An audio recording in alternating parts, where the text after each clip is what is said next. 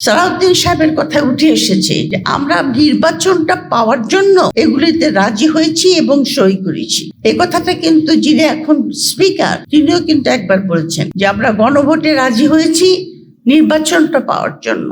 এবং সংসদে দাঁড়িয়ে যখন একজন মন্ত্রী একথা স্বীকার করেন এবং আমরা দেশ শুদ্ধের লোক মেনে নেই এবং তার দলও মেনে নেয়, তাহলে এইখানে আপনি গণতন্ত্র প্রতিষ্ঠা করার জন্য যে সংগ্রাম সেটা যে কত কঠিন হবে সেটা আমাকে বুঝিয়ে বলতে হবে না। এখানে একজন আছে কানাডা থেকে এসেছে, সেখানে যদি কোনো মন্ত্রী আপনার সংসদে দাঁড়িয়ে এরকম মিথ্যা কথা বলতো, সেই দিনই তার রিজাইন দিতে হতো, সেই দিনই তার রিজাইন দিতে হতো। তা না তার দলের লোকরা তাকে কম্পেল করতো যে আপনি রিজাইন দেন, কারণ আপনি আমার দলকে আপনি বলতে চাচ্ছেন লোকের কাছে যে আমরা প্রতারণার সাহায্য নেই। সুতরাং আমাদের পলিটিক্যাল কালচার অত্যন্ত নাজুক। তার মানে এই না যে আমরা সব কিছু ছেড়ে দেব। কথা হলো যে আমরা কেমন করে এই জুলাই সনদটাকে, এই সরকার যারা ক্ষমতায় বসে গেছে এই সরকারকে কেমন করে এই জুলাই সনদটাকে অ্যাকসেপ্ট করাবো, এই গণভোটটাকে কি করে অ্যাকসেপ্ট করাবো। আবার সেখানে বলতে হয় যে সংগ্রাম কঠিন হবে, কারণ যখন একটা সরকার, এটা কিন্তু মেটিকুলাস ডিজাইন, যে একবার যখন আমি সরকারে বসে গেছি 2/3 মেজরিটি, 2/3 মেজরিটির একটা কার্স আছে, তার মানে তারা যা খুশি তাই করতে পারে, তারা সংবিধানকে বদলে দিতে পারে। তাদের কোনো আইন, কোনো কানুন পাশ করার জন্য বিরোধী দলের কোনো মতামতের প্রয়োজন হয় না। বিরোধী দল একমাত্র ওয়াকআউট করতে পারে। ওয়াকআউট করলে পরে কিন্তু তারা সিদ্ধান্ত যেটা তারা নেবে সেটা তারা নিতে পারে।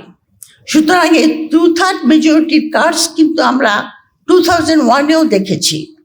2001-এ যখন বিএনপি জামাত ক্ষমতায় ছিল তখনও কিন্তু 2/3 মেজরিটি ছিল, এবং আমরা জানি যে ওখানে অনেকগুলি অনিয়ম করে সরকারকে চালানো হয়েছিল, ইনক্লুডিং আপনার কেয়ারটেকার গভর্নমেন্টকে কেমন করে আপনার ম্যানিপুলেট করা যায় সেই চেষ্টা করা হয়েছিল। তারপরে আমরা 2/3 মেজরিটি দেখেছি শেখ হাসিনার আমলে।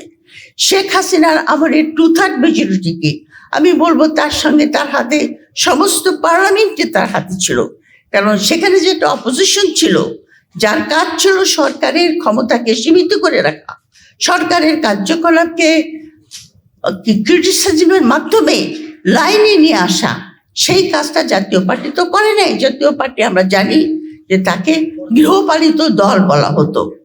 সুতরাং এই যে ক্ষমতা শেখ হাসিনার হাতে ছিল, এই ক্ষমতার দ্বারা শেখ হাসিনা নিজের ক্ষমতাকে আপনার কেন্দ্রীভূত করেছিল, এই কারণে যে সে নিজেই শুধু ক্ষমতায় থাকবে তা নয়, তারপরে তার ছেলে থাকবে, তারপরে তার নাতিপুতি থাকবে, মানে ডাইনেস্টি। সেই যে টেন্ডেন্সি আমরা এখনো দেখতে পাচ্ছি আনফর্চুনেটলি। এবং শেখ হাসিনা যে কাজটা করেছিল ক্রমান্বয়ে, এবং এর উপরে আমি সিরিজ অফ আর্টিকেলও দিয়েছিলাম, সেটা হলো যে কোনো গণতন্ত্র আপনার প্রতিষ্ঠা করতে হলে, প্রাতিষ্ঠানিক রূপ দিতে হলে আপনার রাষ্ট্রের যে সমস্ত ইনস্টিটিউশন বা প্রতিষ্ঠানগুলি আছে সেগুলির প্রাতিষ্ঠানিক দরকার। কিন্তু শেখ হাসিনার আমলে আমরা দেখেছি যে সে প্রাতিষ্ঠানিকরণের পরিবর্তে সে ওই সমস্ত সংস্থাগুলিকে রাজনীতিকরণ করিয়েছিল, দলীয়করণ করেছিল, ইলেকশন কমিশনকেও করেছিল, যাতে সে আপনার নির্বাচনে আবার ক্ষমতায় আসতে পারে। সুতরাং আমরা যখন 24-এর পরে যে বাংলাদেশকে পেলাম, সেই বাংলাদেশ একটা ক্ষতবিক্ষত বাংলাদেশ। সেখানে ইনস্টিটিউশনগুলি কাজ করছে না, দলীয়করণের জন্য, পলিটিসাইজেশনের জন্য ইনস্টিটিউশনগুলির যে কাজ জনগণকে সেবা দেওয়া বা জনগণের কার্যকলাপ করা সেটা তারা করছিল না। অত্যন্ত ভঙ্গুর একটা রাষ্ট্র 2024 সালে আমরা পেয়েছি, এবং তখন আমরা আশা করেছি যে নানা রকম সংস্কারের দ্বারা সেই ইনস্টিটিউশনগুলিকে আমরা আবার গণতান্ত্রিক মূল্যবোধে নিয়ে এসে রাষ্ট্রকে এবং সমাজকে, দেশের লোককে সেবা দেওয়ার কাজ করবে, তাদের জন্য কাজ করবে। কিন্তু অত্যন্ত দুঃখের সঙ্গে আমার বলতে হচ্ছে যে এই নির্বাচনে 2 মাসও যায়নি, এর মধ্যে আমাদের এখন সভা সমিতি করে আলোচনা করতে হচ্ছে যে কি করে এই সরকারকে ওই সমস্ত ইনস্টিটিউশনগুলিকে যেটাকে সংস্কার করার জন্য জুলাই সনদে এবং বিভিন্ন অধ্যাদেশের মাধ্যমে রেখে যাওয়া হয়েছিল সেগুলিকে তারা ছুঁড়ে ফেলছে। আমার পূর্ববর্তী বক্তা বলেছেন গুম কমিশন, মানবাধিকার কমিশন, দুদক কমিশন, আপনার সুরক্ষা মানে অপপ্রচারকারী সুরক্ষা কমিশন, আপনার স্থানীয় সরকারকে নিয়ে নেয়, বিচার বিভাগের সংস্কার, এগুলি সবাই তারা বলছে বাতিল। সবচাইতে আপনার অমিনাস সেটা হলো আপনার এই সরকারের যে জুডিশিয়ারি বিচার বিভাগকে হাতে রাখার যে প্রচেষ্টা, কারণ তারা বলেছে আমরা যে আলাদা কোনো আমরা সচিবালয় করব না। দ্বিতীয়ত আর একটা কথা বলেছে যে জজদের অ্যাপয়েন্টমেন্ট যেটা সংস্কারে বলা হয়েছিল একটা কমিটির দ্বারা তাদেরকে আপনার অ্যাপয়েন্টমেন্ট দেবে, সেটা তারা প্রাইম মিনিস্টারের হাতে রাখতে চাচ্ছে। তার মানে প্রাইম মিনিস্টারের নিজের লোক আপনার জুডিশিয়ারি হায়ার কোর্টে আপনার বসবে এবং তার কাঁধে বন্দুক রেখে, যেটা শেখ হাসিনা করেছিল, তার কাঁধে বন্দুক রেখে এই সরকার আবার যথেচ্ছাড়া করবে পারে বলে আমার মনে হয়। আমি অনেক কিছু দেখেছি জীবনে এবং প্রত্যেকবারই আমি মনে করেছি যে এবার আমাদের দেশে একটা সুন্দর সমাজ ব্যবস্থা, রাষ্ট্র ব্যবস্থা গড়ে উঠবে। এই জনপথের যে লোকজন মানে আমরা কিন্তু মুক্তির সংগ্রাম করেছি অনেকবার, ব্রিটিশ যুগে করেছি, অত আলোচনার ভিতরে যাব না, যেগুলি আপনার ইতিহাসে সেভাবে লেখা হয়নি। আমরা এখানে চিরস্থায়ী বন্দোবস্তের যে জমিদার প্রথা সেটার বিরুদ্ধে লড়েছি, দেখেছি স্বপ্নভঙ্গ হয়েছে। আমি 47-এর কথা বলছি, সেখানেও আমাদের লড়াই ছিল। তারপরে 71-এ সেখানে ছিল আপনার পশ্চিম পাকিস্তানের আধিপত্যবাদের বিরুদ্ধে এবং সেখানে আমরা লড়েছি সেই শোষণ এবং সেই আপনার বন্ধন থেকে মুক্তি পাওয়ার জন্য। কিন্তু মুক্তি পাওয়ার পরে কিন্তু আমাদের আশাভঙ্গ হয়েছে। তারপরে এসেছে 91-এর যে জন অভ্যুত্থান হয়েছিল, তারপরে যে 3 রাজনৈতিক দল এবং ছাত্র সমাজ সম্মিলিতভাবে যে সমস্ত আপনার রিফর্ম বা আপনার সংস্কারের প্রস্তাব দিয়েছিল, এই বিএনপি ক্ষমতায় এসে তার একটাও আপনার ইমপ্লিমেন্ট করে নাই। সেখানে আপনাদের স্বপ্নভঙ্গ আছে। 24 চিন্তা করে দেখেন, আমি কতগুলি স্বপ্নের কথা বলেছি। 24-এর সময় আমি মনে করেছি এই 16-17 বছরের যে অপশাসন, যে মানুষের উপরে যে আপনার অত্যাচার, অলিগার্কদের অত্যাচার, দেশ থেকে সম্পদ লুটের আপনার, তার একটা সমাপ্তি বা কিছু একটা সলিউশন আমরা পাব, যার জন্য 1400 সন্তান আমাদের জীবন দিয়েছে। তাদের প্রতি তাদের মাগফিরাতের আত্মার কামনা করি সবসময়। এবং যে সমস্ত আপনার পরিবার এখনো পঙ্গুত্বের বেদনা বহন করে চলেছে, তা আমাদের আউটকামটা কি হলো, রেজাল্টটা কি হলো? প্রথম কথা হলো, আমরা দেখেছি যে আমরা একটা প্রতারণামূলক দলের সঙ্গে কাজ করছি। সেই প্রতারণামূলক দলটি প্রথম থেকে আপনার মেটিকুলাসলি প্ল্যান করে, যাতে এই অভ্যুত্থানের যে স্বপ্ন আমরা দেখেছি নতুন রাজনৈতিক বন্দোবস্তে এবং নতুন একটা রাজনীতি, নতুন সমাজ গড়ার, সেটাকে আপনার ভেস্তে দেওয়ার জন্য মেটিকুলাস প্ল্যান করা হয়েছিল, ইনক্লুডিং দ্য ইলেকশন। 2/3টাও আমি মনে করি ম্যানেজ করে তাদেরকে দেওয়া হয়েছে। কথা হলো কারা দিয়েছে? দিয়েছে বাংলাদেশের এলিটরা।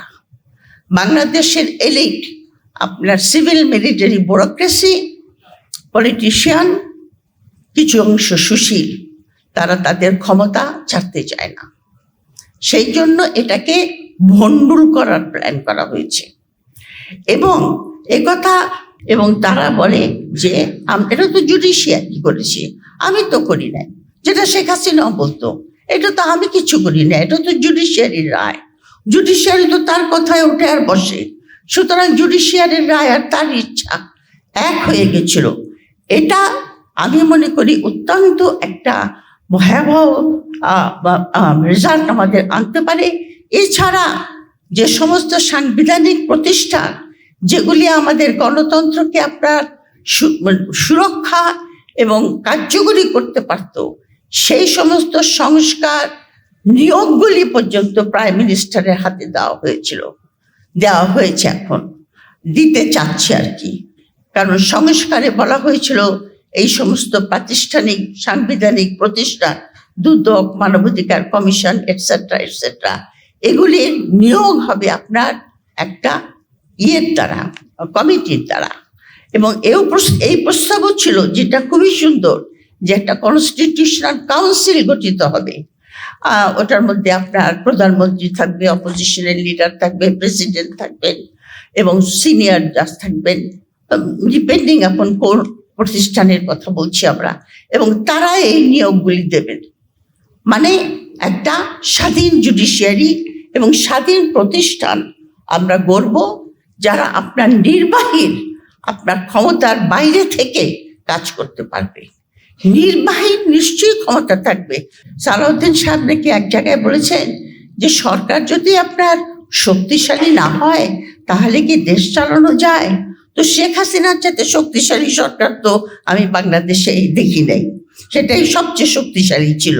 কিন্তু দেশ কি সে চালাতে পারে নাই। তো শক্তিশালী নির্বাহী ক্ষমতার দরকার হয় আজকালকার যুগে, কারণ নির্বাহী খুব তাড়াতাড়ি ডিসিশন নিতে হয় আজকাল, কিন্তু তার ক্ষমতাকে লিমিটেড করে রাখতে হয়, যেটা পূর্ববর্তী বক্তা বলেছেন যে চেকস অ্যান্ড ব্যালেন্স, তার ক্ষমতাকে সীমিত করে রাখতে হয়। এই জিনিসটা আপনার না থাকলে পরে একজন নির্বাহী, যিনি প্রাইম মিনিস্টার, নির্বাহী ব্যক্তি, তিনি আপনার কর্তৃত্ববাদী হয়ে ওঠেন, যেরকম শেখ হাসিনা হয়েছিল। কর্তৃত্ববাদী থেকে সে তখন বিভিন্ন লোকেরা তাকে এমনভাবে চাটুকারিতা, মানে সাইকোফ্যাট, তারা তখন সেখান থেকে সে ফ্যাসিস্ট হয়ে ওঠে। সুতরাং এই সমস্ত সংস্কার এবং জুলাই সনদ, গণভোট, এগুলি এই বিএনপির মানতে হবে। না মানলে পরে কিন্তু আমরা আবার ঠিক হাসিনার যে সরকার ছিল সেই সরকারের দিকেই আমরা ফিরে যাব।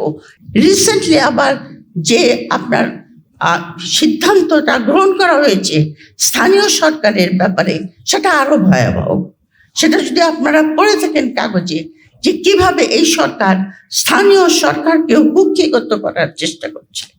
তো আমার কথা হলো যে এই যে এনসিপি যে উদ্যোগ নিয়েছে, তারা ভিতর থেকে বাইরে থেকে দুই দিক থেকে আমাদের চাপের মুখে রাখতে হবে এই সরকারকে, এবং তার চাপের মধ্যে রাখতে হবে, বাধ্য করতে হবে তাদেরকে জুলাই সনদকে আপনার স্বীকৃতি দান করতে, এবং তাদেরকে বাধ্য করতে হবে যে সমস্ত অধ্যাদেশ বাতিল করেছে তারা, সেই সমস্ত অধ্যাদেশ যেভাবে এসেছে সেভাবে তারা রাখবে।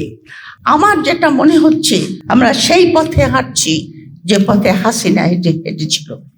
দেশ আমার মনে হয় ক্রমান্বয়ে ফ্যাসিস্ট রেজিমের দিকে চলে যাবে।